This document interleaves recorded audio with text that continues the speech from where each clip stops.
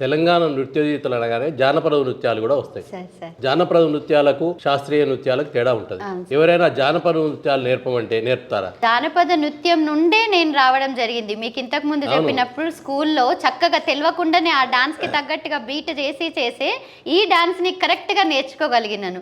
అంటే మనసుకు ఆనందంగా సంతోషంగా చేసేది జానపద నృత్యం, వినడానికి వినసొంపుగా ఉండేది. ఎవరైనా లాస్ట్ కి మంచంలో ఉన్న వాళ్ళని కూడా ఎగిరిపించేది ఫోక్ డాన్స్.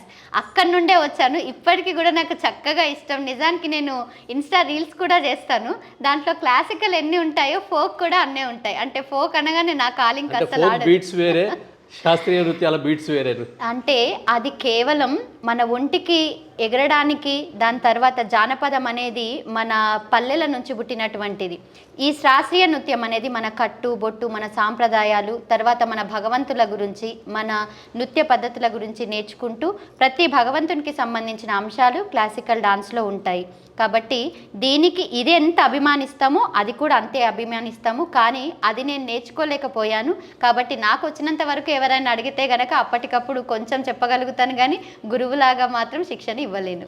రీల్స్ చేస్తుంటారు మీరు? అవును సార్. రీల్స్ చేసేటప్పుడు నిర్ణీత సమయం ఉంటుంది. అవును సార్. నృత్యం నేర్పేటప్పుడు సమయం ఉండదు. అవును సార్. అది ఒక్కసారి 10 సార్లు చేయాల్సి వస్తుంది. రీల్స్ చేసేటప్పుడు కూడా 3-4 సార్లు 5-6 సార్లు తడబాట్లు మళ్ళీ సరిదిద్దుకోవడం అట్లాంటివి ఉంటాయా? అయితే నేను ఏం చేస్తానంటే వింటాను. ముందే ప్రాక్టీస్ చేసుకుంటాను. లేదు పాటను వింటాను. పాటను విని నాకు చక్కగా అరే ఆ ఫీల్ బాగుంది, అది ఫోకా, వెస్టర్నా, క్లాసికలా అట్లా కాదు, మంచి వినడానికి ఒక మంచి మీనింగ్ ఉంది, ఎక్స్ప్రెషన్ ఇవ్వగలుగుతాము అన్నప్పుడు దాన్ని నేను ఎంచుకొని చేయడం జరుగుతుంది. అది జస్ట్ నేను చూసుకోవడానికి మాత్రమే.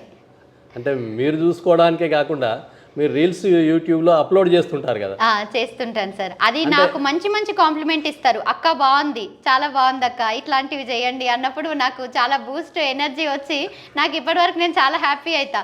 అంటే 21K ఫాలోవర్స్ ఉన్నారు అని అంటే నన్ను ఎంత హ్యాపీగా చేసుకుంటారు. అందుకనే ఆపలేదు సార్, నేను అప్పుడప్పుడు చేస్తుంటాను. జానపద నృత్యాలకు ఎక్కువ లైక్స్ వస్తాయా లేకపోతే శాస్త్రీయ నృత్యాలకు? సార్ ఈక్వల్గా తీసుకుంటారు నన్ను.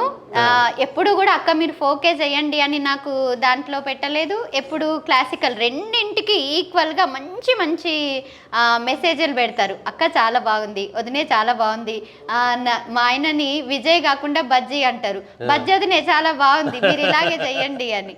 నాకు అప్పుడు చాలా హ్యాపీగా అనిపిస్తుంది. మేడం మీ అడ్రస్ ఎక్కడ, క్లాసికల్ డ్యాన్స్ క్లాస్ ఎక్కడ ఉంది, మీరు నేర్పిస్తారా మేడం, మీరు ఎక్కడ మేడం, చాలా బాగుంది మేడం.